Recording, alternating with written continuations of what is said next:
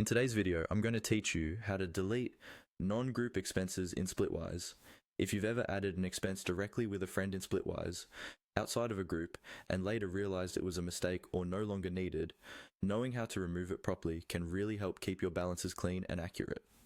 In this walkthrough, I'll guide you through the simple process of deleting those one-on-one expenses so your account only shows what you actually owe. First, open Splitwise in your browser and log into your account if you aren't already. Once you're on your main dashboard, look for the section where your friends or contacts are listed. This is usually on the left-hand side of the screen. Here, you'll see the names of the people you've added expenses with. Next, click on the friend associated with the expense you want to delete. This will open the detailed view of your balance with that specific person. In this view, you'll see a list of all the expenses you share with them, including both group and non-group items.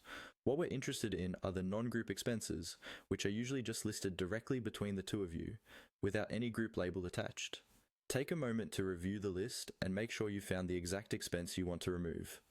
It's a good idea to double check the amount, the description, and the date, so you don't accidentally delete the wrong item, especially if you share a lot of expenses with that friend.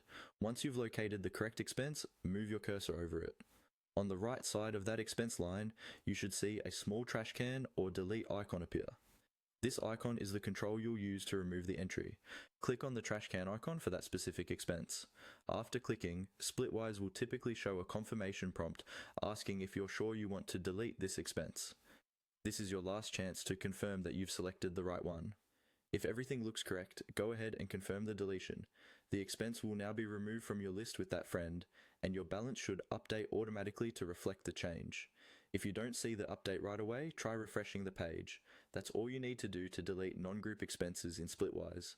By keeping your expenses list accurate and up to date, you'll avoid confusion and make settling up with friends much easier.